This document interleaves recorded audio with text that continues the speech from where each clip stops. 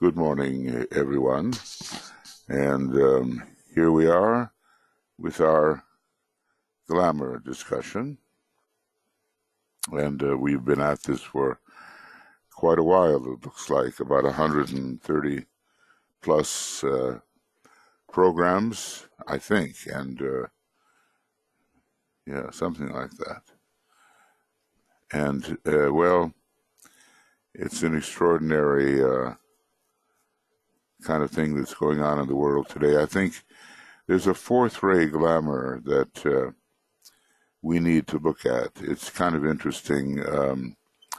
It's called the Glamour of Confused Combat. Constant combat, confused combat. It seems that the very first response of some people is to take things that can be worked out in a peaceable and sustained manner into the field of aggression. And after that is completed, of course, there is the tendency of the fourth ray type to try to make a degree of peace. Alexander the Great was that way. He would conquer first and then adopt the habits for the sake of peace of the conquered parties. That's a little different from the sixth ray, which always seeks definitely to overcome. Both involve combat.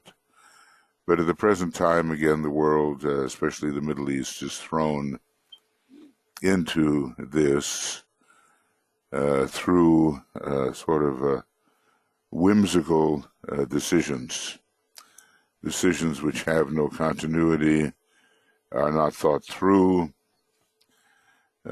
which deprive the participants of a stable basis, and which are, in the last analysis, even traitorous. So we're going to see a lot of that kind of thing during the next few years, when the forces opposing the forerunning of the hierarchy and the Christ, or the announcement, or the prediction, or the information, the forces which oppose will throw everything they have in the direction of obstruction. And that's why they are sometimes called not just the forces of materialism, but the forces of obstruction. And that tends to be involved with the lower part of Saturn, or at least a low response to the planet Saturn. Saturn and Mars, relating to Capricorn and Scorpio, are very important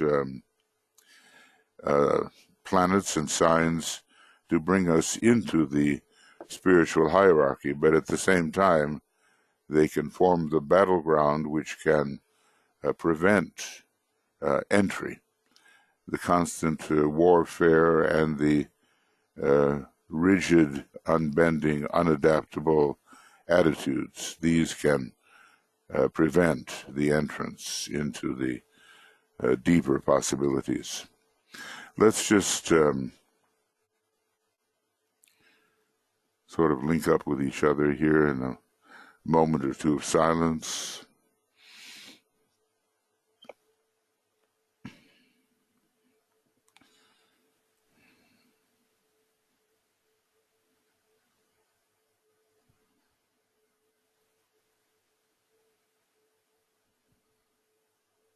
And we know why we have gathered,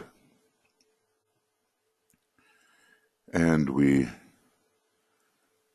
simply offer ourselves as an instrument to help clear especially the astral plane of its distortions, but these days the lower mental plane has joined with astrality, and we have this Kamamanus, where we can't keep our thinking and our feeling quite distinct as we should be able to do. It's just that always the two are mixed. And we have to learn how to function within that mixture. And in terms of objectivity of mind, well, maybe we can have some of that skill and that perspective as we look at the causes of various glamours and their unhappy results, and then apply the ability to visualize quite the opposite and the defeat of these various miasmas which mislead us so badly. I mean, here we are studying esotericism, and we know we have issues still with glamour. And we can only imagine what the situation is with humanity as a whole that doesn't even suspect that glamour is a difficult and obstructive, distorting type of activity. As a matter of fact, glamour is looked at as good, and it's used commercially and so forth to mislead people into a trap. And they become, you'll recognize the word, they become enthralled by the glamour. And now those are words which seem to carry, for some, a positive note. But both of them have to do with imprisonment, really. So we work behind the scenes with some knowledge of these matters, and under the direction of Master DK, who has given us methods and techniques. Okay, well, look, I just want to welcome you, and then we'll get into, today we have to finish our work with the individual glamours, and we're still in the middle of the seventh ray work. We began that last time, and then we'll be ready to go on with the book. Now, these may be individual glamours, but they certainly apply to humanity as a whole as well. And DK is always saying, look, I can't give you all the glamours. They are legion, which means, in a way, countless. So we have to assume that every one of us has our own particular variety of some of the more standard ray glamours, which basically prevent us from seeing the truth, and which mislead us with deluding, erroneous desires, which lead nowhere good, and further perhaps ensnare our life in the lower worlds. So we are seeking freedom from all of that, that's for sure. And we seek freedom for humanity the best we can, knowing that every little bit that we contribute using the occult techniques will help a little bit in this general freeing. The actual, I think, in a way, our first work is to clear the etheric planes. And there are meditations to do this. You'll go into the rays and the initiations, and you'll find in rule number 10 powerful techniques to help to clean out the courts, the etheric courts, which have been established there. How does it go? I guess impulsion and distortion. That is similar, and separation, and finally aspiration. Those are the four factors which have to be cleared out. But somewhere in the next several hundred years, and probably once Vulcan is especially established as a real planet and viewed, we will mount our attack upon glamour, and it won't just be a few of us. It will be large percentages of humanity who will know what's at stake. Okay, so just want to say hello to you, and glad you're here, Alexandra and Anna and Annette and Ario, Barbara, Catherine, Chris, Hideko, Karen and Kim, Leslie, Margot, Martha, and Michael, and Natney, and Nyanka, Risto, and Tio is around here somewhere. She looks like she's having a little trouble here, but she's in italics. Maybe she'll be back, hopefully. And Vicky and Veronica. And over here on the other side, Joe and Tuya and myself. Okay. So here we are. And it says we did not finish Ray 7. No, we certainly didn't. And a matter of fact, really, I may have done a little bit of the first part, but I just want to repeat some of these negativities that we're all quite familiar with. It's amazing what Blavatsky said about all of us, and maybe she was also speaking of herself, but she said until you're an arhat, which is a 4th degree initiate, you are an unconscious black magician, meaning you haven't cleared selfishness out of your intentions. And therefore, when you strive for something, you have mixed motives.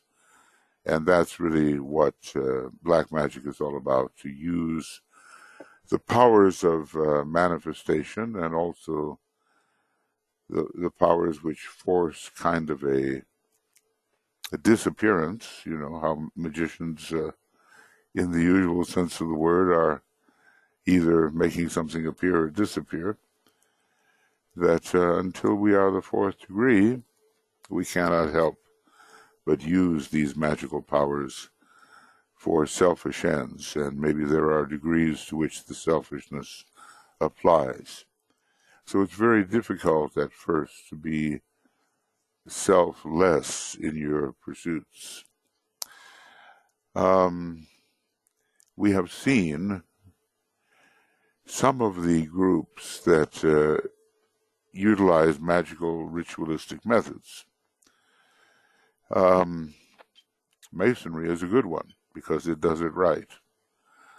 But there are other groups which took their partial inspiration from people like Aleister Crowley, and were operative even before he was around, the Golden Dawn group, which could not help but emphasize egotism, and the worker in magic became the center of things, and there was no humility. The idea was to be more and more exalted, and the idea that he who would be first among you, let him be your servant. The whole idea of servant leadership and so forth that we've developed today, and the idea that the truly serving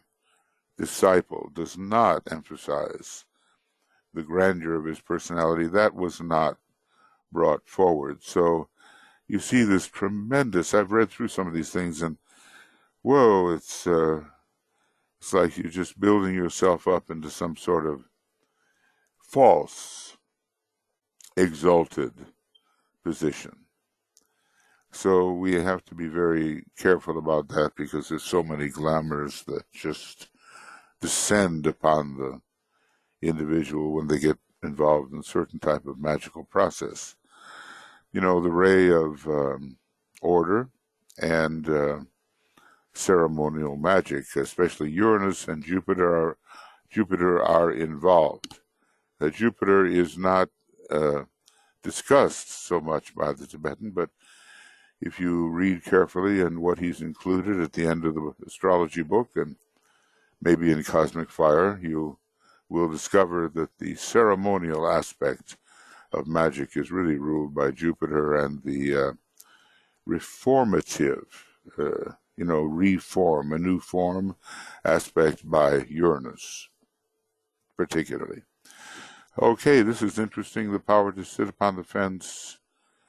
Well, we did discuss it till the selfish values emerge. It's very subtle, and it refuses to use the power for good to help the emergence of the good values. And this is a way of avoiding blame, and but one knows that not taking action here will lead to a selfish result. Now, this is maybe unusual, disorder and chaos through a misunderstanding of the plan. Well, let's just say the seventh ray types, they really like to have a plan. And they want to know in sequence what it is they're supposed to do. But what if they get it wrong? What if they are too cramped and confined in their understanding of the plan? What if they're emphasizing form too much? Then they're working against the direction of the divine plan, and the result is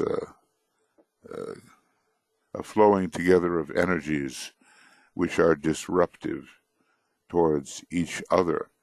So you might not think of the consequences of emphasizing form excessively and having the wrong idea about what is really required, but it can be extremely delaying and disruptive, and all the things that are built that are incorrect have to be destroyed. Here's one called the wrong use of speech to bring about chosen objectives. We know that magical words and mantric phrases are associated with this particular ray, and we also know that this is the case with the second ray to an extent, the use of usually quite positive mantrams. But in this particular case, there's such a desire to see things emerge from one's own energy system, from one's speech, from one's hand, that again, there can be mistakes about what it is that is supposed to emerge. And so the wrong things are manifested, but unfortunately manifested rather well. So, people manage to create their own reality, and it is frictional with the true plan. I'm calling this kind of the abuse of mantric power. I suppose there are negative words of power, curses and things of that nature. You read some of those old, what are they called? I haven't gotten much into it, but I've just kind of seen what they look like. The grimoires. Grimoire is what they're called. And they're filled with negative magic and all kinds of abuses against your enemies, and maybe they are to a degree effective. So that is a problem potentially with the selfish, short-sighted type on this ray. Untruth is a bit like sitting on the fence, It's not the assertion of the lie so much, it's the willingness simply to live in a structure that does not correspond to the structure proposed by the divine plan and purpose. So, it's a passive kind of relation to truth, which doesn't seem to care whether it emerges or not. Because this is an unusual use of the term, wouldn't you agree? So the person sort of hides away from the truth and does not actively promote it. Now, obviously, a high being on this ray would, but we're talking about the earlier days when we're misusing energy. Then we come to sex magic and, well, can you can you sell a motorcycle without sex magic? I wonder. And always the people that drive these vehicles are the best-looking people, powerful people, and they have this attractiveness about them, and the attractiveness toward the person is supposed to be transferred to the vehicle itself. So you begin by having an attraction under the law of attraction, and you end up buying the vehicle. It's used all the time in the commercial area. When banks are advertising themselves, everybody in the pictures are happy, and retirees look like they have another 50 years to live and so forth. So what we're doing here is using a type of magnetism which is meant for something entirely different, and we're using it for materialistic purposes. And we have to think about what that could mean. Now, let's see. There are a few more. Yeah. But let's stop here and discuss a little bit your responses to these glamours, and they do straighten themselves out eventually. Now let's see. What I'm understanding here is that I may have, I'm understanding we went through that a little bit, but let's do it again, and then we will definitely finish these some 8 glamours here that are listed before us. Then we will work the next time with something newer, something. We'll continue with the... Michael, did you notice that Kim has a question? No, because in the beginning I don't much take questions, but...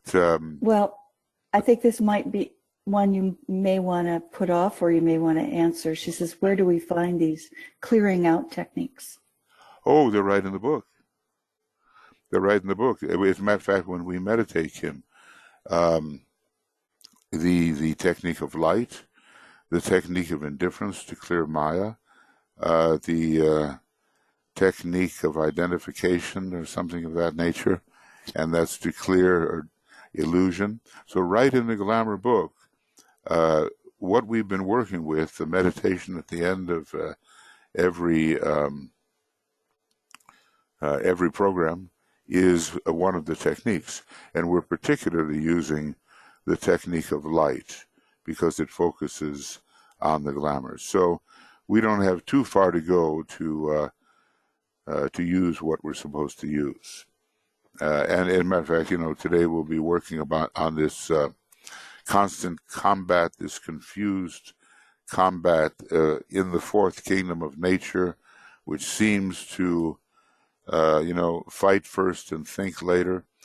Those kinds of attitudes, they're right in the book, and we're going to use the technique of light to help combat them. Okay, so he didn't have us go very far. He created these things for us to use, and we do. Okay? All right. Right.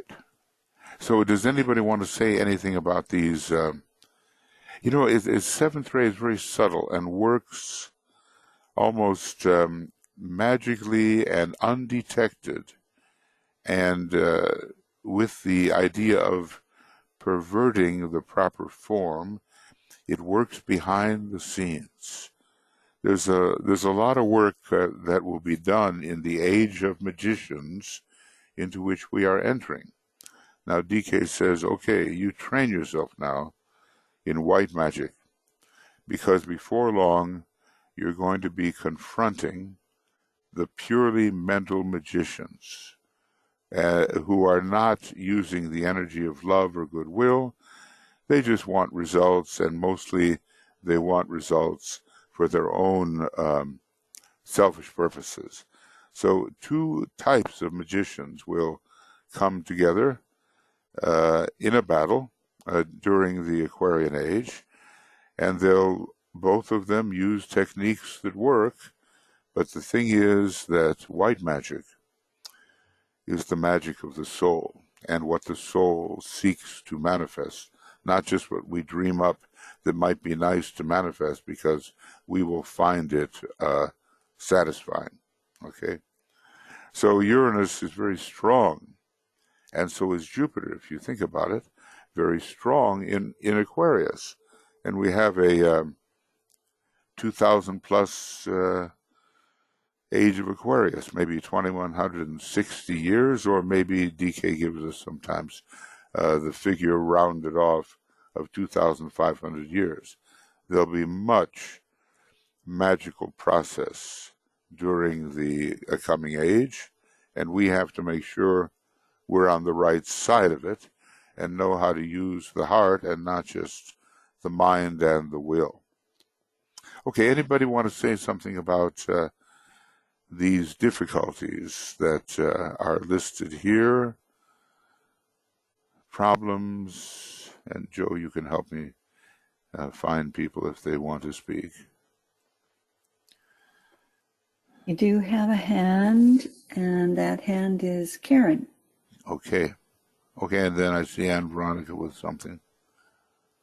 Okay, here we go. Okay. Karen, go ahead, please.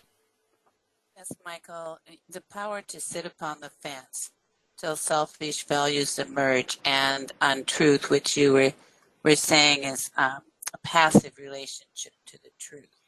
So I'm thinking about Ray 7, and I guess I never thought about that related to Ray 7, and in myself as well, because I'm not a sitter upon the fence person. No.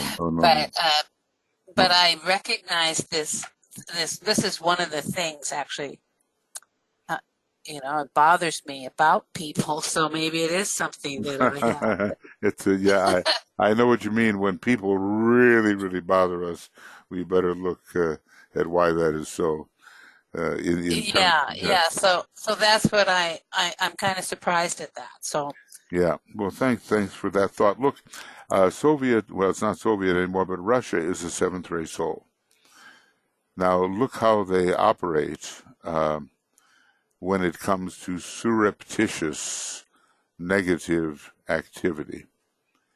No one's going to detect them. It's extremely subtle. They are promoting something in a subtle way, which is not true. And sometimes when they see things going in their direction, look, I'm not talking about the Russian people and their great potential. Not at all. Not at all. Because they have the New World religion will emerge out of Russia. But there's something about the way the leadership has adopted certain seventh ray abilities that allow them to stand by while and manipulate in such a way that negative values emerge, and they don't have to do much because they're very, very intelligent, and they don't have to correct what is wrong. They let other people do what is wrong, and we're seeing this in the political sphere at the moment. We're going to see a lot more of it. And when you go into Congress and you go into political gatherings and so forth, there are people who realize that to take a definite, visible commitment would jeopardize them with their voters or whatever. But they know that if they maintain a certain position, as if they are thinking about it and so forth, that the values which are negative and which they want to emerge will emerge, and they will not have a risk. They will not have to take the risk. Yeah, so I call that kind of an enabling. Okay. Why not? Why not? That sounds right to me. And we're seeing a lot of this right now. Well, we can also see it. We can see it in a positive way too. There are some frightened representatives and senators. They might lose their job. They don't exactly approve of what's going on, but they stay quiet and they say, well, we haven't made our decision yet. That would be going in the other direction. DK says that when it comes to politics, the first ray, the sixth ray, and the seventh ray are the rays to watch, because those are the political workers. So there's a hiding quality, a masking quality, an intelligence that knows where things are going, but will not venture forth and state the obvious.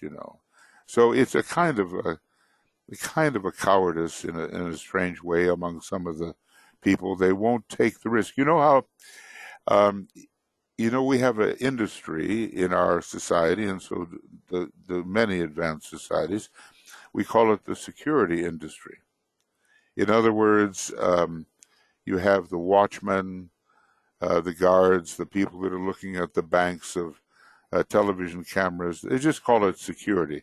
They set up the alarms and all the rest of it. That is really ruled by a lot of seventh ray people. They have some ray 5 in there, but they're into security.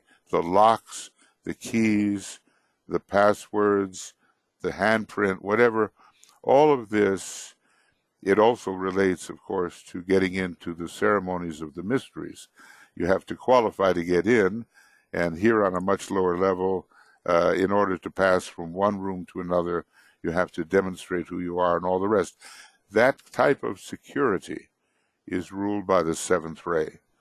And the seventh ray people are always concerned with it, as well as their own security. Yeah, as well as their own security. So let's just say that are they the ones to stick their necks out, like the first ray and the sixth ray and all that? Not so much as those other rays. They're very guarded. And, in our own country, we see a funny thing going on. Of course, here I am in Finland right now, but I consider myself an American. And am an American citizen, although I spend a lot of time here and I'm learning a lot about this great country. We have Mr. Putin playing our president, and he doesn't have to do too much. He just has to be very cagey and not say too much, and let the negativity in the other stage the situations which Putin himself would like to see emerge. And surely they are emerging. I just have to say, I cannot believe the betrayal of allies, capricious betrayal of allies, and falling into the hands of people who are much more demagogic and non-democratic. I just have to say it. I'm just appalled, but this may work in a direction that is useful. I take my stand on this because obviously the form and formlessness are fighting each other at this time, and soul and personality are fighting each other at this time, and we really want the soul to emerge during the coming Aquarian age, and it is threatened, just as democracy is threatened. So let's, who are the players and who's being played? We have to watch very carefully. Thank you, Michael. Yeah. Thank you, Karen. Thank you. I just put a couple of quotations that I found from Senator Margaret Chase Smith. She was a senator at a time when there was a similar I remember. difficulty. And I think that there are two of them just for the group to review if you're interested. I think she's probably a sixth ray personality. I don't know. Sagittarius sun in the 10th house. And Pisces. So, Pisces yeah. ascendant. So anyway, yeah. Yeah, and a real idealist here. Yeah, this is the two of the signs that have, and then not being afraid with that Leo moon, you do step forward. And with Sagittarius, you say what's on your mind, and with Pisces, you're willing to make the sacrifice. So yeah, she was very popular at a certain time and was a force for good. One of the basic causes for all the trouble in the world today is that people talk too much and think too little. Sagittarius actually is kind of interesting because it's a sign both of excessive talking and a sign of silence at the same time. They act too impulsively without thinking, and I'm not advocating the slightest that we become mutes with our voices stilled because of fear, of criticism of what we might say. Okay. That is moral cowardice, and boy, are we witnessing that today. And moral cowardice that keeps us from speaking our minds is as dangerous to this country as irresponsible talk. The right way is not always the popular and easy way. Standing for right, there's your sixth ray, right? When it is unpopular, is a true test of moral character. That's a wonderful quote, Joe. That's just excellent. And here, now what is this? Also, is it she again? Yes, it is. And what does she say? My creed. There it is. There's the belief. She's got sixth ray, Joe. My creed is that public service must be more than doing a job efficiently. And honestly, it must be a complete dedication to the people and to the nation, with full recognition that every human being is entitled to courtesy and consideration. Little seventh in there. That constructive criticism is not only to be expected but sought, that smears are not only to be expected but fought, that honor is to be earned but not bought. Isn't that kind of memorable? Now, by the way, Benjamin Franklin, he was, in my estimation, a seventh ray soul. Just 1 second here. What have I got going on here? I'll be right with you in just a second. And we'll hang in here. Yeah, well, you're done hanging. Okay, so thank you. The Benjamin Franklin would write in aphorisms, and they would rhyme, and they would really make the point, and they had a very good kind of form to them. And I'm seeing this in Margaret Chase Smith as well, as her mention of courtesy. So there is definite seventh ray there, and sixth ray, and maybe first ray, we'll see, because there's some kind of quiet courage that is really present. So thank you for those. That reminds us of the opposite of the kind of thing that we're talking about, that attitude, I'm going to save my neck, and at the same time have the negative values, which I really love, emerge. And we're going to see a lot of that today. The honorableness or dishonorableness of our various Congress people and senators, representatives and senators, is going to emerge strongly before our eyes. Now, all of this is leading to good things and white magic, the use of soul powers for spiritual ends. That's what we all want to do, don't we? We want to come in touch with our own higher powers and not distort them or abuse them in any way. We want to bring them through to advance the divine plan. And maybe if you've been with this work for a while now, you have felt that some soul powers have begun to emerge in you. A deeper understanding and, foresight and certain ray potencies according to the ray of your soul, and generally ability to throw light on subjects and to understand more deeply. Soul powers can be negatively appropriated by the personality, but that's not what's meant here. And I trust that this first sentence is exactly right for people such as we are. The identification of oneself with reality. Okay.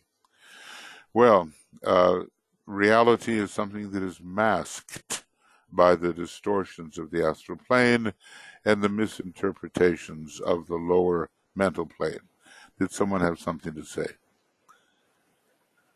Okay, I just sometimes hear little sounds. Alex has Alex her. says, okay, yeah. Okay, sorry, Alex. And there you go, Alex. Hello? Hi. Hi, you can hear me. Thank you, Joe, for that, and Karen, who took the words right out of my mouth about not being the type to sit on the fence. This is completely clarified for me this week, in particular in my reflections and meditations, that people in power, people who are in power, are there to be informed, to know, and to decide.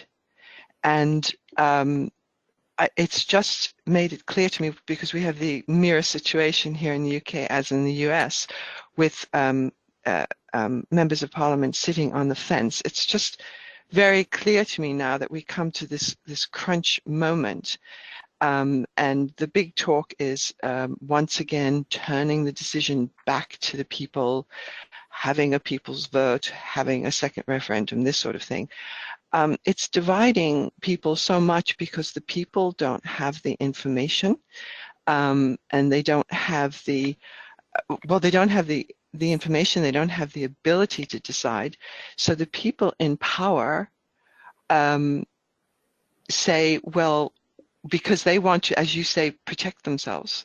They want to protect themselves, and that when you're trying to make everybody happy, you end up not making anyone happy. And this is what they're trying to do, is to take care of their careers and themselves.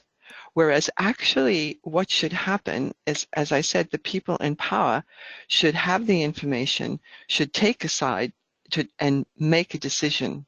But instead, so we have this constant wavering, which turns out to be, as you said, moral cowardice, in fact, and a kind of appeasement.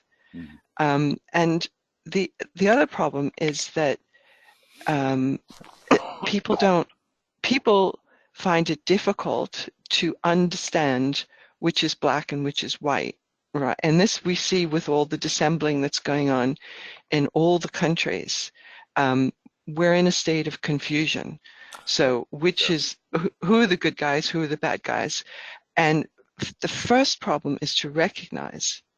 That is the biggest difficulty. That's where glamour creates the biggest fog of all. Is to recognize who's on the side of the soul and who isn't, and then to what to do about that. First, recognizing what to do about that. So this is what we see so much, is that whether it's the president or the prime minister, that the people who see this dissembling, they don't know what to do about it.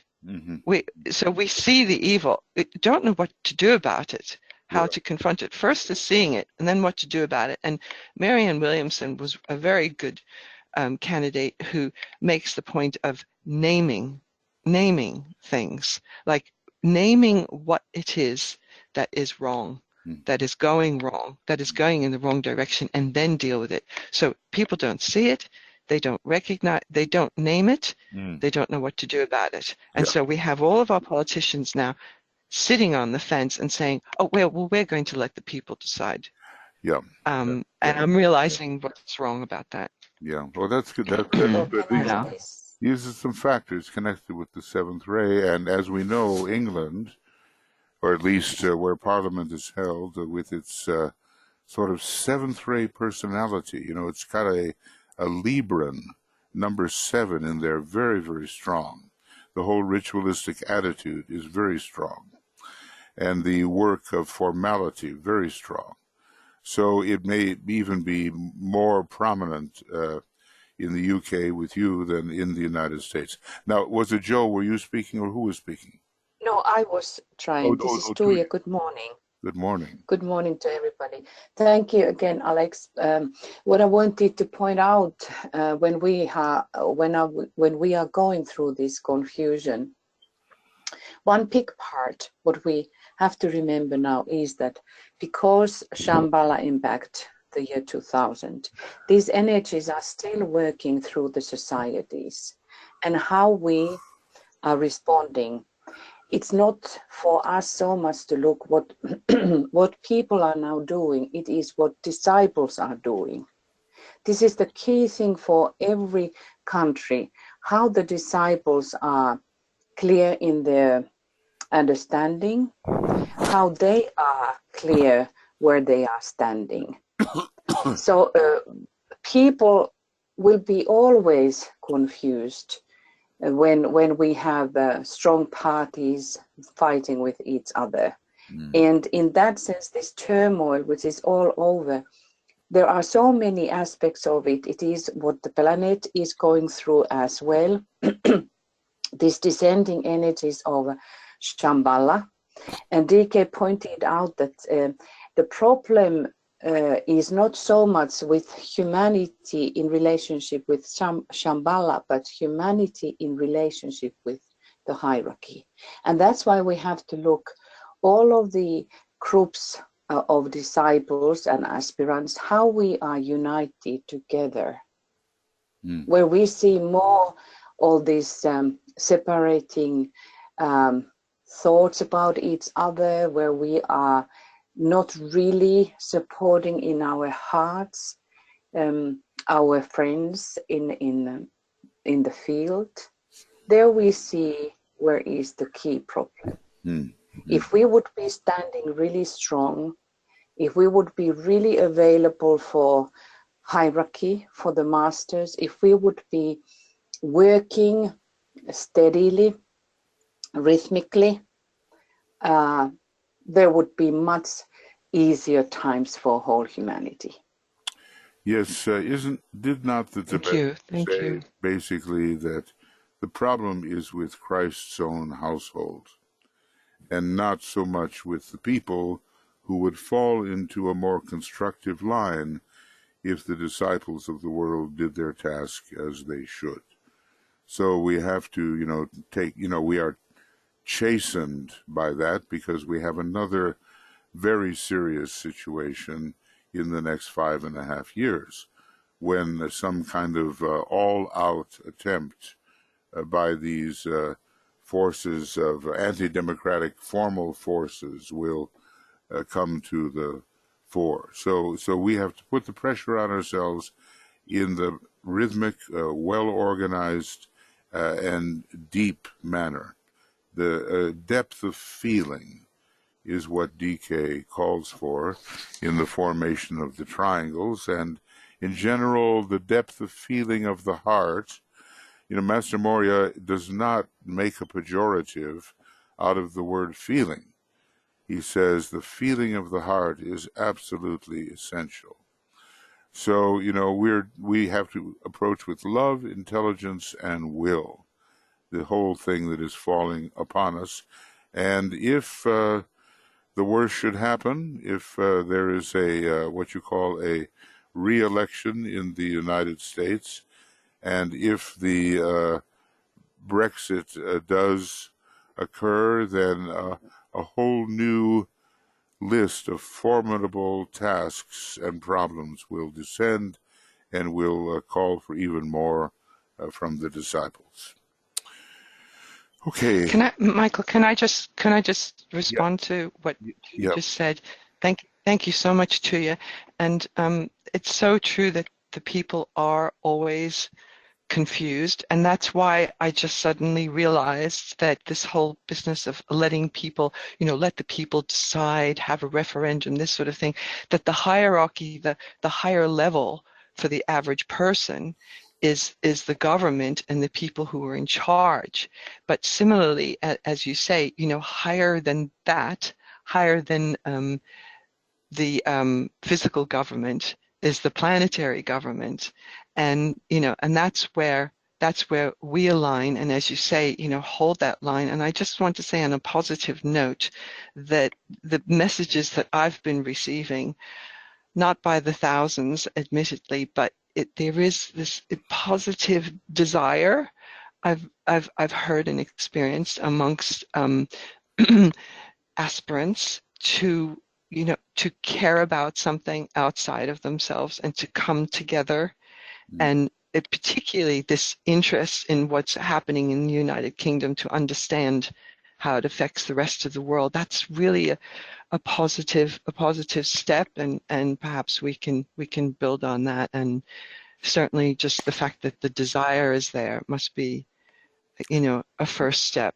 I think this is all shaking us out of our maybe we'll do it right this time, and the kind of thing that occurred before World War II, it's kind of heartbreaking to realize that if the disciples had risen to the occasion, then the horrors of that war would not have precipitated as they did. And we have another opportunity years later, and after having been able to assess not only externally but esoterically what happened, maybe we'll do it right. So let's hold out for that. Just shortly responding to that because we see during these times of testing and these times of crisis, we see always those people whose heart will respond, and they will come together. They have the willingness. Let us think about the creator from Sweden in climate change arenas. There are those who are now standing up, and it should be. But as we had the problem when Jesus was working with the Christ, and then during the wars, so this is a kind of similar thing, the same time for us disciples, that how much we really are willing to come together. There are those people, I don't deny that, but we have to look the whole field. And wherever we see those groups who are just pointing out their advancement or their speciality, that is not the way where the Christ is teaching us. The Christ, when he left, he said, love each of other as I was loving thee or you. So there is a message for us that we have to make this ripple of energies which are in the aura of humanity, that we will smoothen the ways, and we will smoothen the willingness to come together. Because we see all of those separating forces working through the societies. And when people are weak and scared, they will go always behind those who seems to be strongest. So that is a challenge for all the disciples. We become now the strong ones, and we just hold occultly the space, demanding, because we have that right to demand the hierarchy to step in and the Christ to step in. And it is very good to study the methods what TK was giving us during the world wars. They saw the rising of Hitler, but there was not any single teaching to go against Hitler.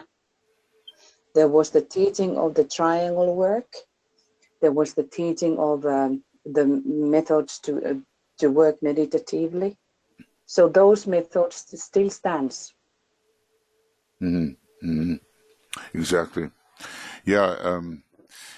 Good points. Look, we will be summoned now to the peak of our ability, because this now gets very, very serious. And the reason it's so serious is that the lords of form know that in the year 2025, the great conclave will be meeting, and very important decisions about the whole reappearance aspect will be made, and this will spell the defeat of the lords of form for a long time.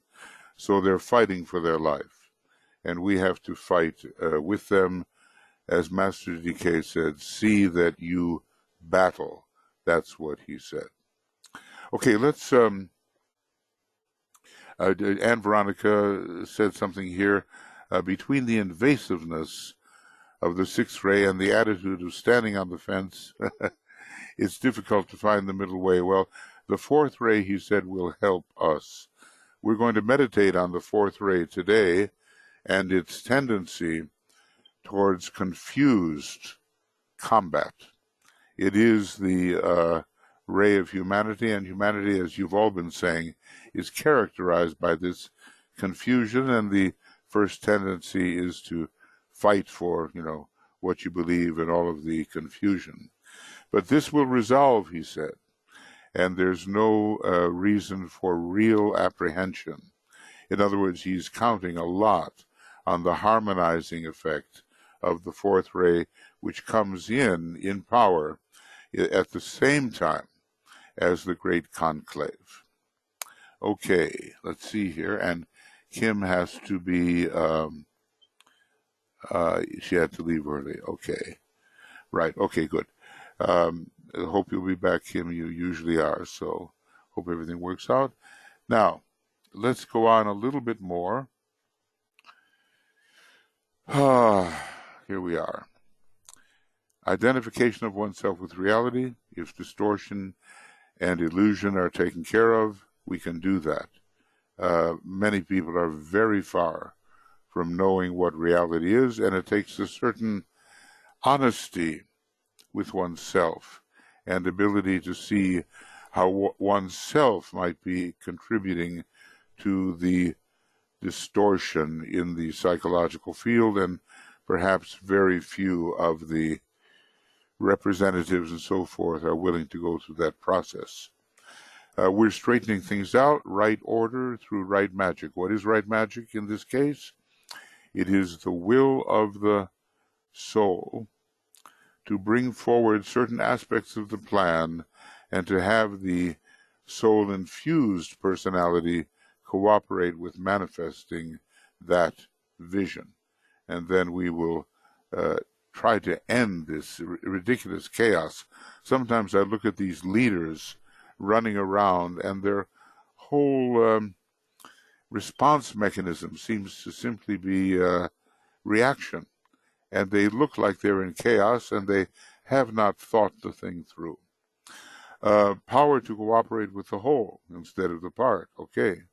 So that ability to manifest and to make correct order will apply to a larger vision and not just one's self-satisfied personal order. It's like a war is raging outside your house, but the living room is in perfect order and all the picture frames are straight, So we can open up to the larger picture. Understanding of the plan, the seventh ray is very connected with the divine plan, and in the age of Aquarius, the first ray, the second ray, and the seventh will be very prominent, and the seventh working as an aspect of the third over which Master R is presiding. The Mahachohan, that's what he is now, is presiding over the third and the seventh rays, and this ability to plan and to execute. This is the thing. The third ray can plan, but the seventh ray is the great executor and can bring into, ideally, perfect manifestation that which is seen. The magical work of interpretation is interesting because it touches on the higher archetypes and brings them into the lower Mosaic world. And then you have the statement fulfilled that the highest and the lowest meet. In other words, we have these things that have to descend. How shall they be interpreted to humanity and introduced into the often chaotic context of the lower 18 subplanes? The seventh ray has the way to do this, and the manifestation of divinity is obvious. If anything is going to bring the archetype down onto the dense physical plane, it's going to be the seventh ray, which is getting more and more powerful all the time. So that's kind of the discussion there of the negativities leading to that which is positive. Does anybody have anything you would like to say? Because, I think one of the things we have to do is actually look at the glamours in the Glamour book. And, we will see that they fit in very well with the extract we have been using from Esoteric Psychology, Volume 2. But these are all very positive things and progressive. And when the reactionary nature of the frightened sixth ray, the sixth ray is carrying a huge amount of fear, and it's found in the solar plexus and to a degree within the sacral center, which is ruled by Mars to a degree, and the ancient fears emerged there. We've been told in the instruction to RSW, whose sacral center was causing some problems, and she was very scorpionic, and she had a very strong Mars operative, and he says the ancient fears of humanity are stored in this Martian sacral center. So, sixth ray is full of fear. You lose your way, you go to hell forever, or the opposite of paradise. And that's enough to make you want to make the right choice. On the other hand, the seventh ray is much more mental, more logical, more practical, and more radiant in a certain sense. It will manifest divinity perfectly. Anybody want to say anything about that before we mention the glamours given to us in the Glamour book?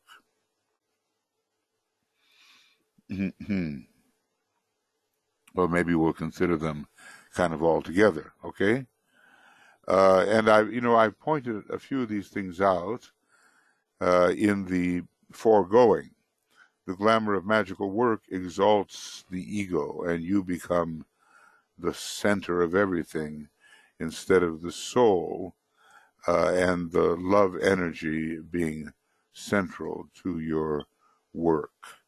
There's a feeling of great power as you're able to command lesser lives. I say, there are some magicians that have fallen into this, and the great example, of course, is Crowley with his, how does it go? I think Sun in Libra, and the moon in Capricorn, and Leo as his rising sign. So and there were a number of magicians that had choices about which side they would serve. Even Hitler, with his very strong Libra ascendant, had a choice. The glamour of magical work, and it gives you a tremendous feeling of power and self-worth, and you stand out among others. The glamour of the relation of the opposites, and this has a lot to do with the whole issue, the sexual issues, as down here in sex magic. So what are the opposites, male and female? And you find a lot of that, and maybe we can talk about the higher and the lower opposites. We'll come back to that one. The glamour of the subterranean powers. There is a certain pride among certain magicians about the ability to raise hell, so to speak.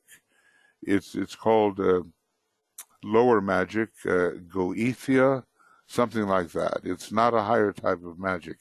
It's the desire to raise the demons up and to command them, to command lower intelligent forces who have disappeared, as it were, into the subterranean realms because they are on the path of degeneration. And why do you do it? It's oftentimes just to show off your power. No good seems to come of it. And Aleister Crowley was very proud once about his ability to raise up a certain demon and make him obey. So there's always the hidden factors. Now, interestingly, DK told us that psychoanalysis comes in under the seventh ray. There's all kinds of plutonic things in the lower realms which people like Freud and other analysts raised up as if they were in control. And maybe they were in control for some people, but they almost took a certain pleasure in destroying Victorian society, which always minimized or overlooked the compulsive forces that were hidden from mankind's understanding. The glamour of that which brings together, you stand in the middle and you can bring high and low, east and west, everything together. And again, you are the actor and you are the important person in this task of uniting things. Again, the highest and the lowest meet. This is a distortion of that particular mantra. We can imagine here the glamour of the physical body, and we see ourselves going into it more and more. It's not that you shouldn't exercise and be fit and all of that, but it's as if the physical body is the real individual, and we see some kind of extraordinary care, even through, plastic surgery is already way beyond what it should be. One can see correcting, real terrible. People sometimes have that hair lip, and that can be corrected. And when there are real deformities, they can be corrected. But people are looking for the perfect body, and they will have as many as 25 or 30 plastic surgeries, correcting this, correcting that. Do you think Michael Jackson had any seventh ray? When you look at him dance, and you look at the kind of image he presented, and the many, many plastic surgeries he had, the perfect physical body. So we're moving in a completely different direction. Basically, the body will be as perfect as it can be, but we're heading into the etheric body. That's what we have to understand, from where we have to work, and we have to consider that as the true physical body, and that will be the gift of the seventh ray and the Aquarian age, rather than this very tangible, heavy illusion. I've seen this a lot of times, the glamour of the mysterious and the secret. You ask a person a question, and they say, oh, that's one of the secrets of initiation. Unfortunately, you are outside the initiation chamber and I am inside. Too bad for you. But, this whole idea of the hermetically sealed chambers. Every type of initiation is hermetically, Hermes, sealed from every other. So that you need special permission, passwords, knocks, whatever you want to call it, to enter into a new chamber of initiation. Now, in a way, that is the way it should be, because there's great dangers for the unwary to enter into energies which they cannot handle. So you have to prove that it is appropriate and timely and right for you to enter, and certain signs and secrets do that. But people use this necessity to show how powerful they are. In other words, the seventh ray is a reflection of the first ray. and it's a power line, and it's on the line of initiation. Rays 1 and 7 rule the path of initiation. So things are hidden from the unready, and the people who fancy themselves to be in a superior position, they hide certain things from you which are not necessary to be hidden. They just do it to exalt their own image. There is the mysterious, and there is that which is secret, that's true, but not if it's attached to the ego, lower ego. The problem is with all of this, if we attach these natural energetic factors to our sense of being the center of things, we're immediately into glamour. We've talked about the glamour of sex magic, and we're going to see more and more of it, especially as it combines with the commercial field, using the power of sex, which is for a particular purpose and largely for the reproduction of the race, to do other things which have selfishness associated with them. I've made the joke, the way, you get dropped off in an airport, and in order to go from one place to another, you have to walk through these stores which sell at exorbitant prices all kinds of perfumes and colognes and, make the body attractive kind of thing. And the images are like, 5, 6, 7 feet tall. And it's just a, overwhelming kind of assault using the power of sex to sell the product. I don't know if you've experienced that, but it really is, it's amazing.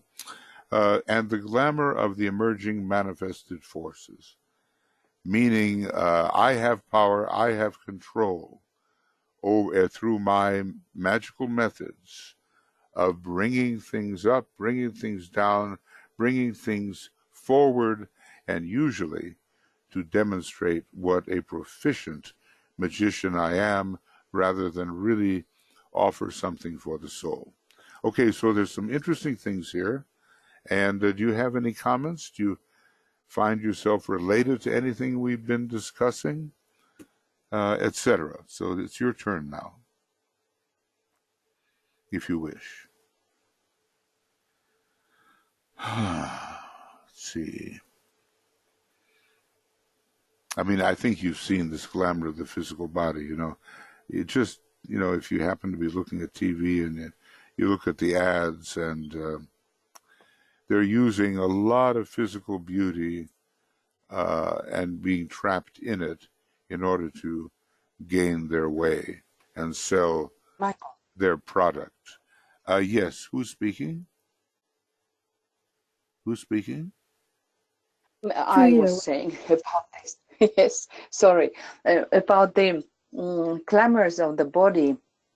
I think it is understandable in that sense, because humanity is heading towards the first initiation, which is upon, or the goal is about having control on the physical plane, and also these glamours, which are based, I think, upon trying to hold the power, but because it's not yet learned that the power is within.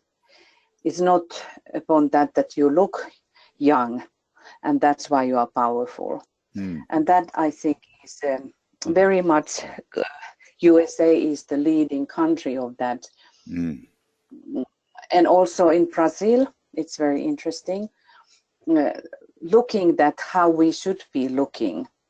And there is some healthy streams pouring in. I have been looking also the advertisement that in here, I don't know, it is in America, but here in Europe and Scandinavian countries, you have started to see different looking models, women who are fatter and tall or short. It's not anymore this kind of standard looking that Yeah. You have to be only thin. So this is very healthy way of starting to look that we are trying to aim towards the healthy body, and not just being artificially young looking. Yeah, that is the positive side of it. But, you know, we tend to think that the physical body is the great reality, whereas it is the effect of how we live. You know, if we really live rightly in our inner principles, the physical body will probably reflect this. But, you know, I've talked to so many people who think that everything within us, our emotions, our mind, who knows what, is all derived from the physical nature. Like the physicality is the cause of things rather than the effect. And that, I think, contributes to the glamour of the physical body. But you know, you bring up a good point. There's a healthy turn away from making everybody look standard and sick. You know what I mean? So thin you could actually, you know, fall over in sickness. The plus sizes are emerging, and people are declaring some degree of acceptance of their physical form, even when it doesn't fit the standard that the arbiters of beauty say this is beauty. So this is positive, and And you yeah, know, yeah. Go ahead. and I was thinking that it could be already the influence of the fourth ray. If you think about artists who are able to see the beauty through not the standard eye, but through just the catching something about the soul. And that's why I was thinking that maybe the fourth ray is already teaching, the higher fourth ray is already teaching us about the individual who is a reflection of its own archetype, or at least on the way of going to that direction. But You to know, see beauty yeah. in difference. You know what's really, yeah, and that's very, very, very important because, you know, the old saying, it's almost trite cliche that beauty is only skin deep. Well, not real beauty, but the kind of beauty that we have pursued. Way back in 1924, and right before 25, there was a wave of fourth ray energy. If you go to Cosmic Fire and you look up 24 or 25, you'll see that what would be consummated now in the year 2025 actually came in 1925, 1924. So I think we're actually beginning to find this. And for the seventh ray, the highest and the lowest meet. Not just the outer lowest, but we can touch the subtle principles of the human being and bring them down into the body. This is so very important. But look, you know, you're right about America and other places too. We have a superficial idea of who the individual is. And this is a problem with the seventh ray. A certain type in the beginning of superficiality judged by appearances. You know, don't worry about reading the book. The cover is everything, okay? Now, that kind of superficiality has to be seen through and adjusted, and the higher seventh ray will do it. Yeah. Yes. Okay. Well, thank you to you, because it's important to realize the trend. We are going to have much healthier physical bodies, DK tells us, in the Aquarian age under the seventh ray. The cultivation will be much more than we expect, much more resilient, much stronger, much more radiant. And you can see that already, you know, in some of the people coming in, and you can see it in the gymnasts, which is a very seventh ray kind of art, you know, that requires great strength at the same time. It is happening. Okay. Anybody else like to say anything here about these particular? Alexandra, there you go. Go. Yes, just a corollary to what Tuya so rightly says is this: it's the discarding of the wisdom of the elder in our modern times, isn't it? So, and also the fact that the burden of the beauty is on the female, is on the women. So you see a backlash of this now, that, for example, female celebrities complain that there's not enough roles for the older women, you know, Meryl Streep and those types. Whereas for the male, you know, no matter how much he ages, he always has some sort of role to play. So just like in Hollywood and films, it's the same in the world, that women fear to look older because their wisdom and what they have to offer is being discarded if they look old. It's just ridiculous. Have you seen how many beautiful young women reach a point in their film career when they disappear? They just disappear. In other words, that is so true. And then what happens is they reappear after a period of not being useful to the typical type of assessment. They reappear for the older roles. I've been thinking about Angelica Huston, you know, and people like that. You know, they have this radiant, natural, youthful beauty, but then they reach a point of uselessness. Not Meryl Streep ever, because she's so good. You know, certain people manage to keep the continuity, but others, they're just gone, and maybe they're gone for good, because the natural youthfulness is gone, and not the inner, you know, not the inner wisdom and the inner quality. But again, I think with the seventh ray, in a higher way of assessment, we will get into what's behind the obvious. That's what I'm hoping. When the mantram is fulfilled, the highest and the lowest meet. Right now, the lowest prevails in our superficial society, and seventh ray contributes a lot to that at its present method of expression, but it won't be forever, I think. Okay. Good. Thank you. Okay. We'll. Yeah, I just see it, and it's so. Well, I could name names, but I'm not going to. I'm not going to name names. Certain people have had the continuity. Meryl Streep, going back much farther, Betty Davis, she had continuity there. And if they have enough power, inner power, they can bridge the normal tendency to remove them for superficial reasons. You know, they can make the transition. And of course, now we see, I think, you know, some of the men are beginning to carry the beauty burden, if I can call it that way. Just like the birds, you know, the male is the one with all the flashy feathers and colors and all that. Some of the men are beginning to do this, but you can't exactly have a James Bond who's 70 years old, can you? I mean, he has to do too much jumping off of buildings and things, you know. So sometimes yes, we can. Oh, okay. Okay. Yes, we can. Okay.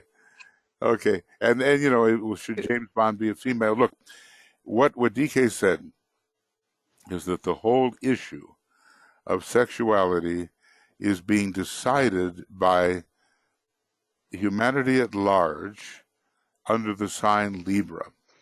And we have now multiple genders and all kinds of imagination coming in here, and we have objectophiles who fall in love with their radio or their refrigerator. We have all kinds of things going on.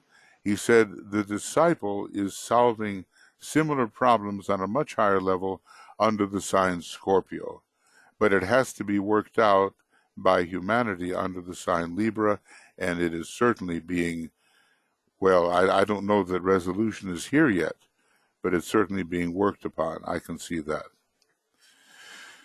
Oh, yes. All right, okay. Well, this seems to be where we are. We have completed well, we're not completed, okay. But we have gone through the 7 types of individual glamour, and we've added to that some extracts from Esoteric Psychology Volume 2, which basically tell the same story with a few different descriptors. So I guess the important thing is to notice first about ourselves, do we suffer from any of these things, not just the 7th ray stuff, but, everything, unbeknownst to ourselves? Do we make a discovery that, oh yeah, I seem to be susceptible to something here, and identify those things, and then he gives us, and we'll come to it, an individual technique to deal with the individual glamours. But we first have to discover whether we are affected. When in society there prevails a certain tendency that is very powerful, many people are affected by it simply because they're members of society. And we've seen that in the kind of thing that you and Tuya were talking about. We've seen, that women, mostly up to this point, many reject the body form. They don't think they look right. And I suppose there are men coming into that too at the moment. They don't think they look right. And they do all kinds of manipulations and things to fit the standard because it's so strong in society. Now there is a rebellion, and people are coming out as a way just as they are. This whole idea of coming out, it applies in many ways to many things. And a trend, which is artificial, is being reversed. So, but we cannot discount the idea that when a trend is very strong in your society or in your civilization, that you may be affected by it and not even know that you are. So we have to be very observant about how the general milieu can condition us. We can be conditioned simply by our surroundings, even if we do not have that kind of tendency normally within ourselves. It just overcomes us, So let's see among these various things what to watch out for. We've had almost every one of these things has been on television, and we can say that many of the fictional presentations do kind of predict the future. These the occult, the subterranean, all the vampires, all the werewolves, all the whatever they are, all the zombies, they're running all over your television screen. They are the subterranean powers.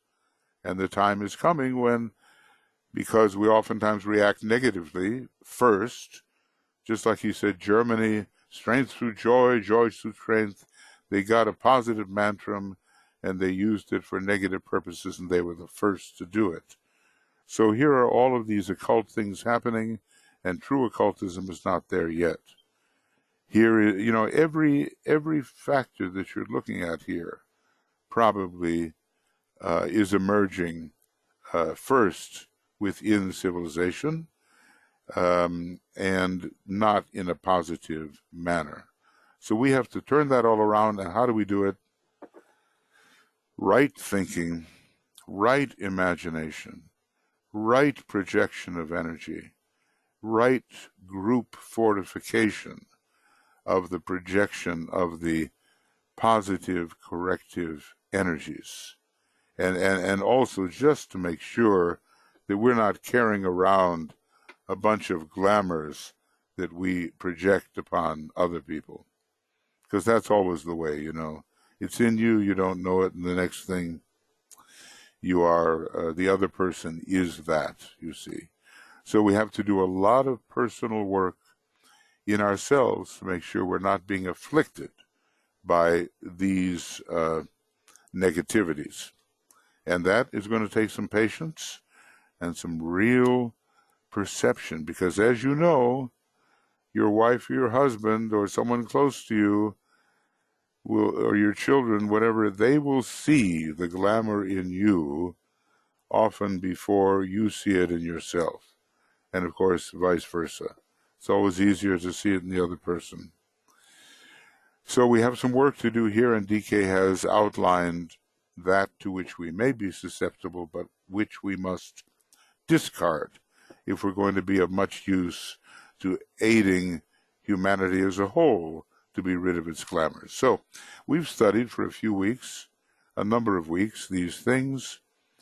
Is there anything anybody has to say about this study, which has gone on, I think, for nearly 2 months now, weekly for nearly 2 months? Every one of these glamours is there, you know, and listed. And they're quite different from each other, really. And they are distortions and keep us away from reality. You know, like DK said, well, there's many people who are so concentrated on doing the right thing physically that they ignore the inner cultivation, see? So, you know, strong seventh ray, yeah, especially that, I think, doing the right thing physically, and also ray 6, all these have combinations that cause them. Now we're going to meditate today on confused combat. It's a tendency of human beings to use the fourth ray in a combative way before using it as in an harmonious manner. And boy, we see this all over the world. Fight first, think later. You know, and one doesn't even know what one is fighting about, hardly, and whether the motive is any good anyway. So we, people like ourselves, we come along, we know something about the teaching, we're supposed to help clarify the human mind on many important causative issues, so they're not just trapped in the world of effects. Does anybody have anything to say about this study that we've been undergoing? Anything you want to? And have you maybe identified with a few things? Because probably the truth of the matter is that we should. You know, unless we're a 4th degree initiate, something of these is going to linger within us. Yeah. Let's see. Anybody? Or maybe it's just so obvious that, of course, you realize. Karen's hand is up. Okay, here we go. Aha. Thank you. Okay, Karen, what's going on here? She's self-muted. Karen? Am I unmuted now? You're good. Okay. Okay. Well, I just wanted to say and thank you for doing this. It's been very helpful to me, even though I've read over these in our study group.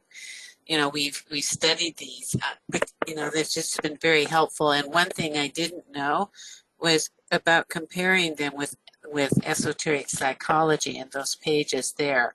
That would have been so helpful for our study group. So maybe we'll do it again, but it's been very helpful to me, I have to say. So I want to thank you for that. Thank you, Karen. And for me too, every time I go over it, I see a little something that I didn't see before. But we can, you know, the glamour of having no glamours, the glamour of being done with glamour, I've seen displayed among many people who shouldn't be displaying that attitude, because it is some kind of inability to look deeply enough within oneself to see what is actually preventing identification with reality, or identification as reality. He did mention reality and how distortion really kills it, you know. So we've got to see how we are blocking ourselves. Obviously, every one of us is on our way. We're not masters yet, and one day we'll be high in the realm of consciousness, but we have to get there by seeing the error of our ways and removing those errors. And they exist, and they are subtle. Okay, so a lot of refined observation is needed by us, every one of us. Thank you, Karen. Okay, now, anybody else want to? Yes, Alexandra. Okay, hold on. And you're self-muted. Wait a second. Self-muted. Only self-muted. There you go. Thank you. Yeah. Yeah. Yes. I just want to add my heartfelt thanks for this, because I'm never ever tire of this study of the glamours. Never tire of it. I have. I think the first esoteric books I purchased were your Tapestry of the Gods, 2 big volumes. I love to refer to, because the first way it says DK says of recognizing your ray energy is recognizing the glamours, because we recognize our personality a lot faster than we recognize our soul and soul energies. So I have recognized glamours in just about all of the rays, and therefore it's very useful, and thank you very, very much. The inclusive second ray, you know, as he says, it responds to all the glamours. It's very good at getting rid of them, too. It's probably the ray that helps most in deglamorizing oneself. But in a way, it identifies with everything. It's very inclusive. So it gives a broad point of view.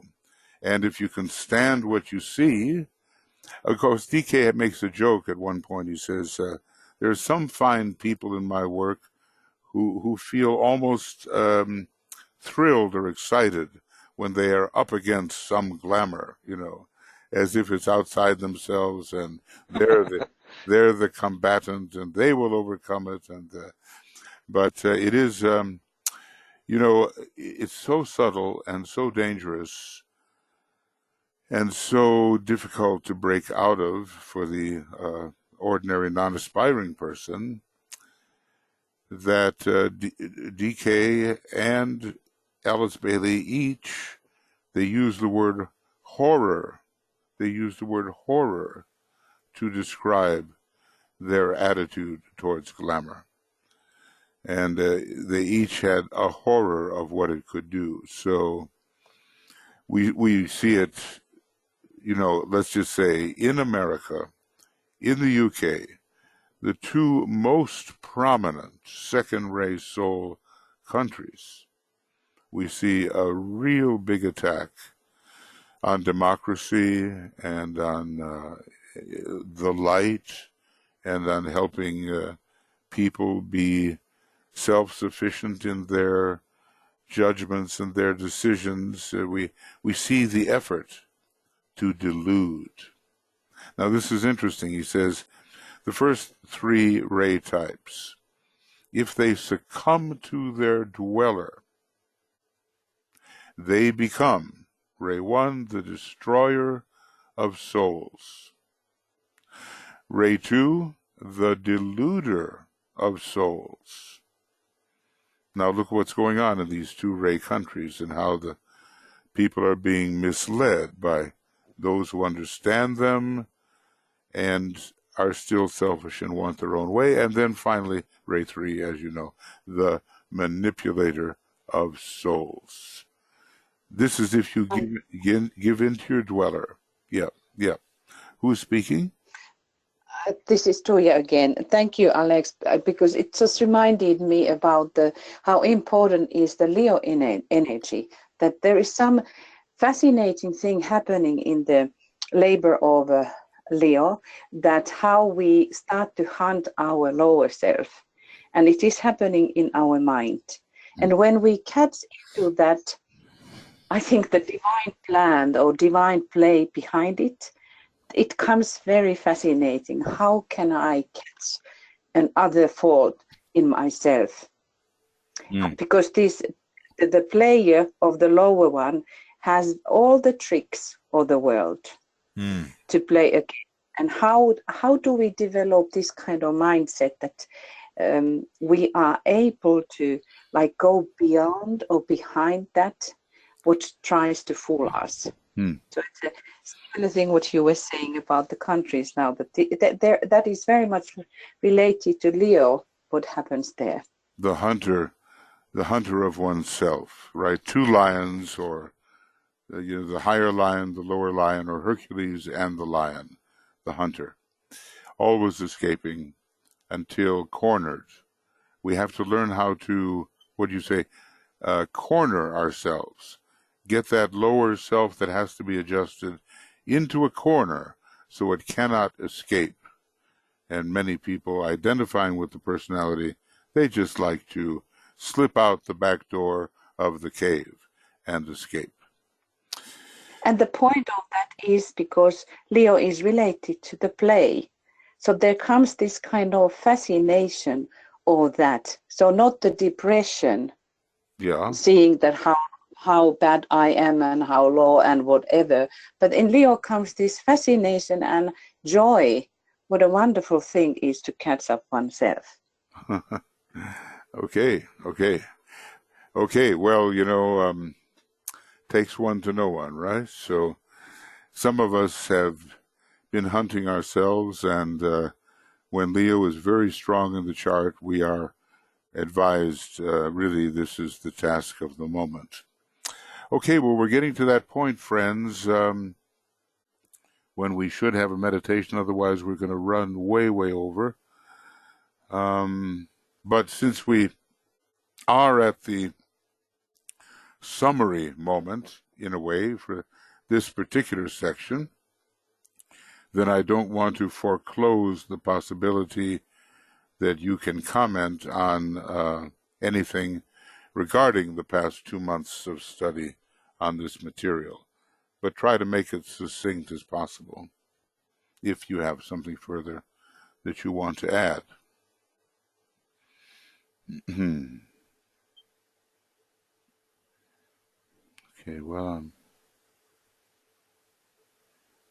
Okay, well, my hope for all of us is that we recognize our glamours, and especially the most prominent one or ones, which are really preventing us from being useful aspects of the divine plan. Somehow that we recognize what the obstacles within us really are, and that we are able to use intelligent understanding and also the occult techniques to banish these things. There's probably one big glamour which is most prominent for each one of the rays. I won't get into what it is, except, just to say that for Ray 2, it's oftentimes self-pity of some kind. And for Ray 3, it's oftentimes manipulation of some kind. Or Ray 1, some kind of destructiveness which should not be occurring. There's a kind of a destructiveness which should be occurring. But there's oftentimes the destruction of the good, and DK even criticized that in first-rate terms, and he mentioned his friend Akbar. Well, maybe Akbar was not his friend in that life, but Akbar was Master Morya, who certainly became his friend. And he talked about how the first-rate type is always interrupting the positive progress of civilization. And then he lists a bunch of people that have done that. And Akbar, the former Master Morya, was one of those who were listed under that kind of unhelpful, destructive intervention. We could go on to the other rays as well. Well, look, we'll probably come back and like yourself, I think you would say, I'm always coming back to this list around page 120 in the Glamour book. I'm always coming back to it because I find it's a great refresher of memory and clarifies the situation that I might be in. So maybe you'll find it to be the same for yourself. So now I'll tell you what, we have just a little bit of time. Let's work on this, which is and we're going to this sort of fighting response, which just raises, because it is often thoughtless, a lot of dust and dirt, and because of it adds to the glamour, the distortion, the veiling, the misunderstanding, which is always there. So that'll be our kind of focus: constant combat or confused combat. We have a politician in the world today whose mentor said, if somebody hits you, hit him back 10 times harder. And never apologize. And if there's any kind of criticism of you, well, basically destroy the person who criticized you. Never take anything with equanimity and quietness and analysis. Always rush forth to combat. And, a place where we see that, and which is worth reading or memorizing. Let's see if I can. Oh, that's rushed forth. And here it is. Now, this is a high being, the Blessed One, but we are really that being. The Blessed One rushed forth to combat. He saw existence as two warring forces and fought them both. See the confused combat? Loaded with the panoply of war, he stood midway, looking two ways. The clash of battle, the many weapons he had learned to use, the longing not to fight, the thrill of finding those he fought were but brothers and himself, the anguish of defeat, the paean of his victory, these held him down. All these things are keeping us from being truly real. The Blessed One paused and questioned, whence come the victory and whence defeat? Am I not the Blessed One himself? I will invoke the angels to my aid. And then the resolution of this, how we solve this problem of excessive, spontaneous, reactive combat. The trumpet sound went forth, rise up and fight and reconcile the armies of the Lord. There is no battle. Force the conflict to subside. Send for the invocation for the peace of all. Form out of two, one army of the Lord. Let victory crown the efforts of the Blessed One by harmonizing all. And I think we can see the Buddhic energy at work, the plane of harmony, the fourth plane, and then finally peace lies behind the warring forces.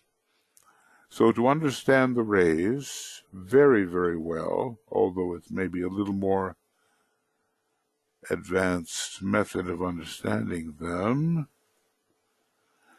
we turn to Esoteric Psychology 2, page, 30, probably 36 or 35, where we will, it's 36. And some deeper insight into the nature of the ray and its liabilities will come to you.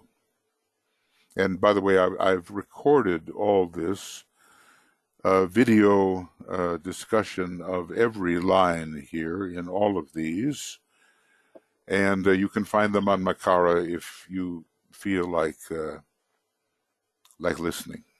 All right, let's get into our meditation.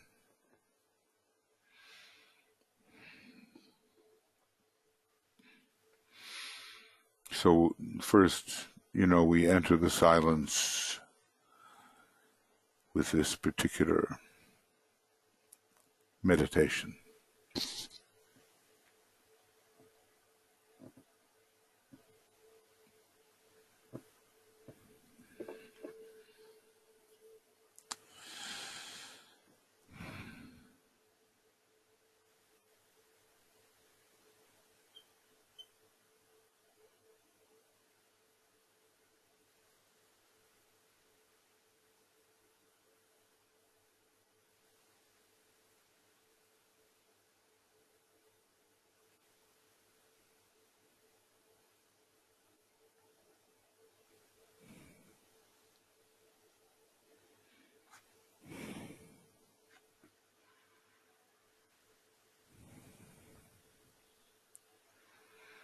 Okay, so the glamour is confused combat, constant combat, reactive combat, first instinct to fight rather than to intuit the situation. And, excuse me for some of these, every once in a while a sound appears. Now, we'll use the protective formula, and we'll use the cross with the eyes. And we'll trace light in this cross. So we say, as a soul I work in light, and darkness cannot touch me. I take my stand within the light. I work, and from that point, I never move.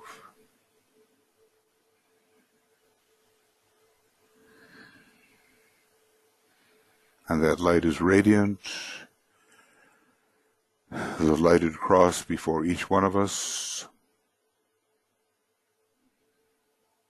and before the group, a larger cross.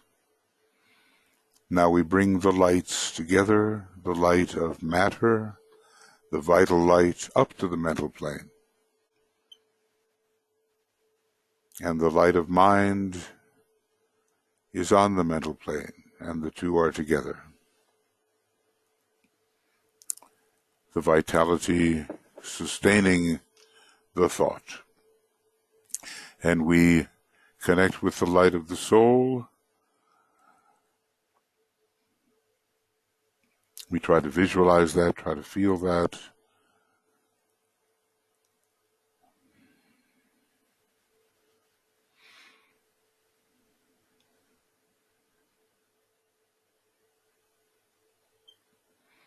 And we bring that light down to the mental plane and merge it with the other two lights. So now soul light descends and three lights are one, and from this triple light as one will emerge our beam, which is both an instrument of detection and an instrument of dissipation. And we say together, the light is one, and in that light shall we see light. This is the light that turns the darkness into day.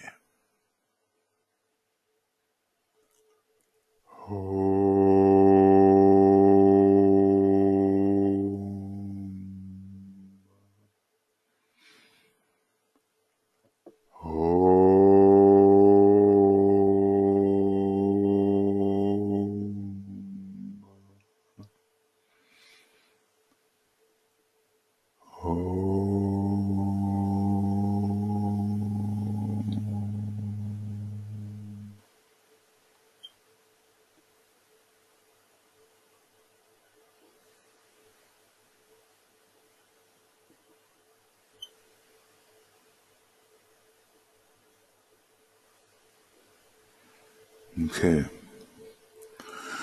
Then, the formula. And we visualize, as we use this formula, we're connecting two worlds, and in a way we're using the gesture of the magician. You know how that works. One hand above, one hand below. It's the occult chain.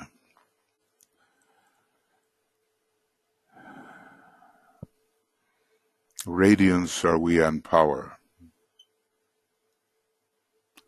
We stand forever with our hands stretched out, linking the heavens and the earth. The inner world of meaning and the subtle world of glamour.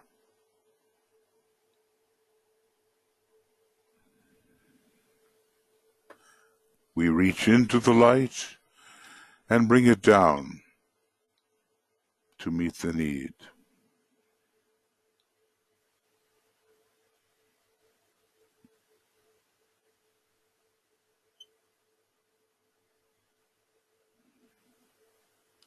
We reach into the silent place and bring from thence the gift of understanding.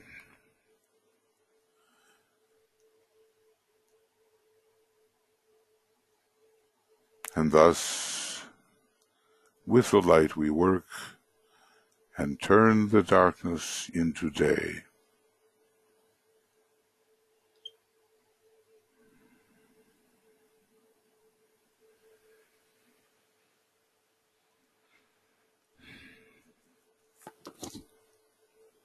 And as these words are spoken, the group members visualize the great searchlight they have created, turning its light upon the astral plane. Let's do that.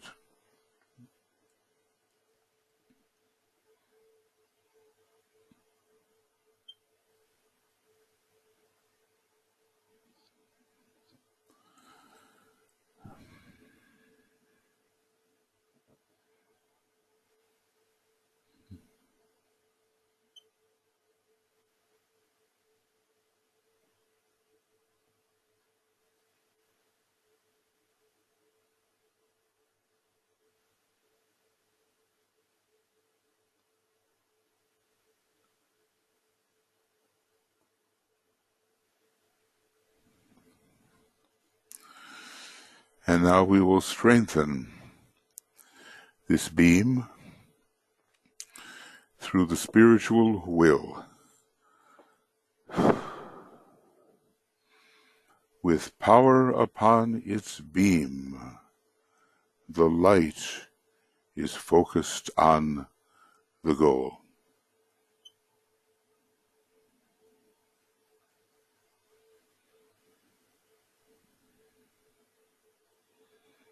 So this beam is searching out the areas where constant conflict, confused combat are found, and tends to change them so that something else takes the place of these two undesirables. And that something else will be that which can lead to peace. So for just a moment, think about the fourth kingdom in nature. The Blessed One rushed forth to combat all the fighting going on, nation against nation, ego against ego in the lower sense. All the disagreements, all the inharmony.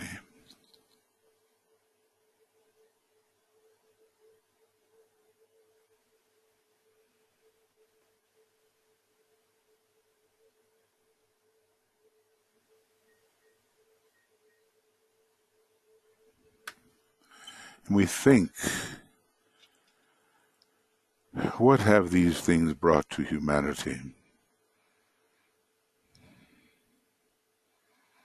Look at the attacks. Just recently, an attack by Turkey upon the Kurds who are found in Syria.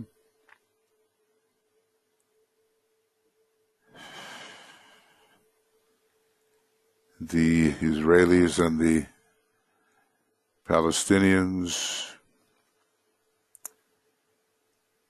the Chinese and the Muslim group in Asia, the Uyghurs, however one pronounces that,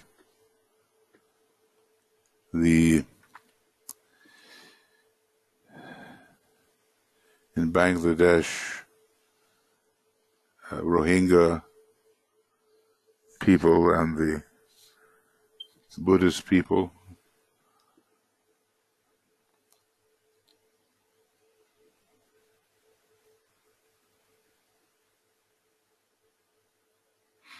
We're somewhat maybe insulated from this in the countries in which we live, but not really at all.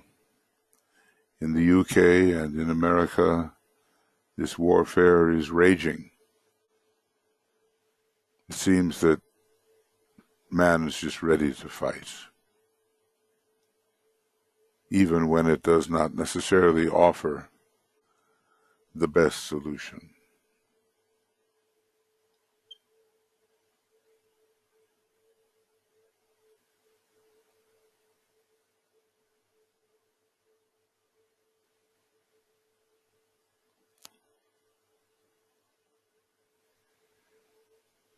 Okay. Now let's use these words of power. Visualizing the dissipation of this warring tendency in the unthinking human being. This frictional, warlike, reactive combat, which is instinctive almost, and oftentimes confused as no good result can emerge. And we say,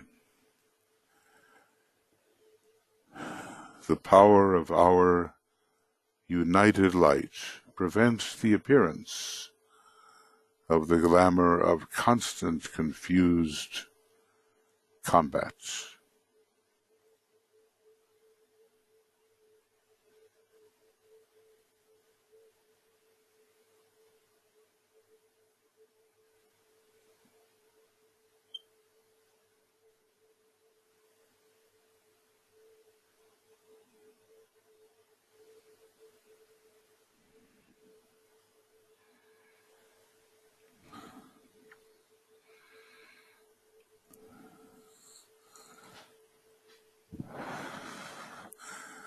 The power of our united light negates the quality of these glamours from affecting humanity.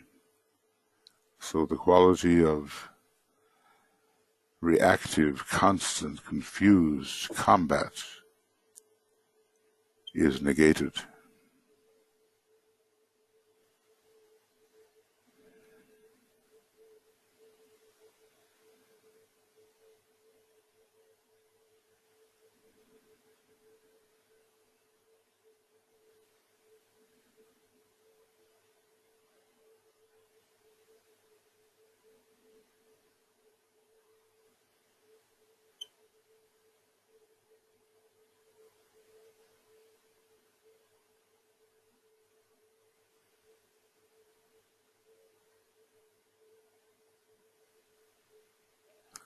And finally, the power of our united light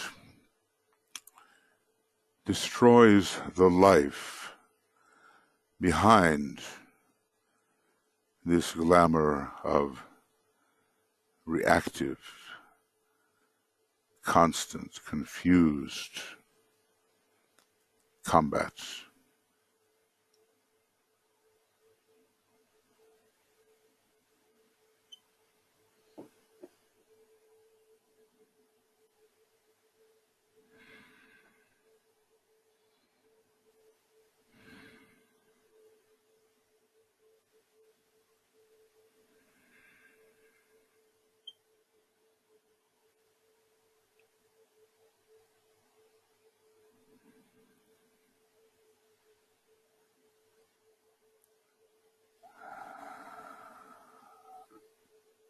Outside the United Nations, the sculpture representing the biblical prophecy, and they shall beat their swords into plowshares and their spears into pruning hooks, nor shall they practice war anymore. So let's go into the silence, and we visualize the light penetrating the glamour and producing its weakening and its dissipation.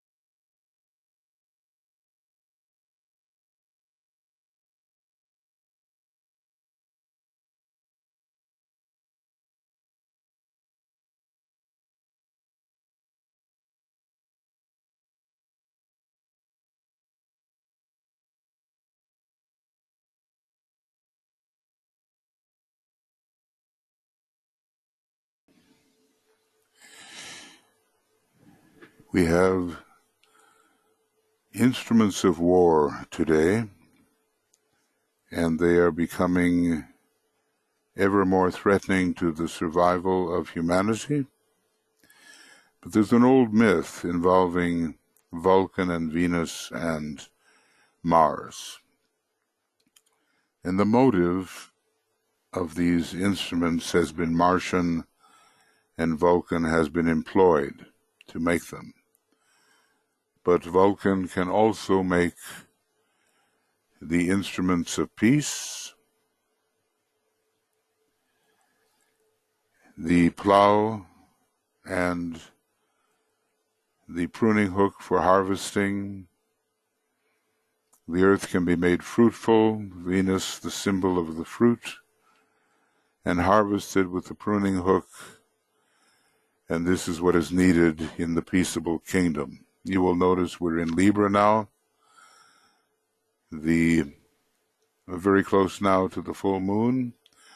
Tonight at 8 o'clock GMT, we'll have a pre-full moon webinar, and then at the exact moment of the full moon, which is sort of 13th, 14th, depending on where you are, we will have the broadcast. This is the time to think about peace, what brings it, and the absence of the primitive warring response that seems to exalt the ego, lower ego of some people.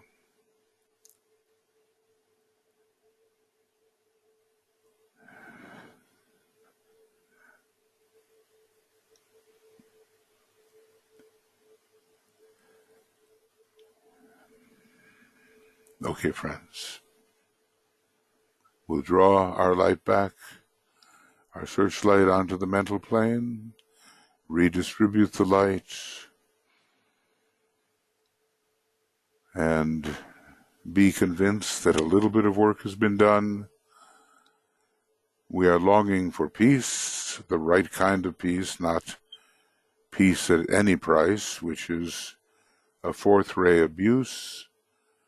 We're trying to look at the larger picture and have the peace for all, and the reduction of the Martian tendency in humanity, the unthinking Martian tendency.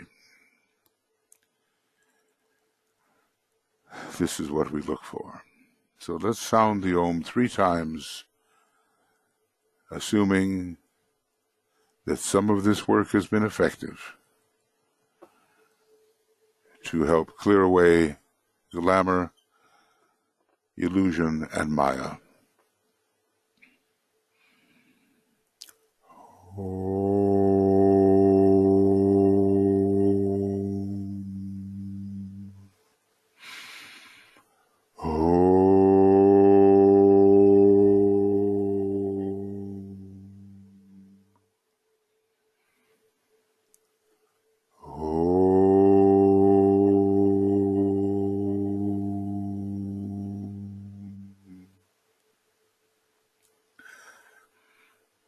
So let's keep peace on our mind and use this Libran full moon to maximum advantage. Maybe we'll see you there tonight for the Libra pre-full moon. That's at our... Goodness, do we have that link, Joe, or do you have it handy? I usually put it in or come close to putting it in. It's on YouTube. So if you go to our YouTube station just beneath the picture, you'll find also the link for the upcoming pre-full moon, and then on the evening of the 13th, which is Sunday evening, and here in Europe it's more like the 14th in the wee hours, we will work with the broadcasts of the Libra full moon, the exact moment, full moon. So there have been some untoward developments in the world. Let's see what we can do to help bring them round and bring them right. Many blessings from all of us, Tuya, Olivia, myself, and the whole team, and we can be inwardly effective. So we'll see you later. All the best to you, and bye.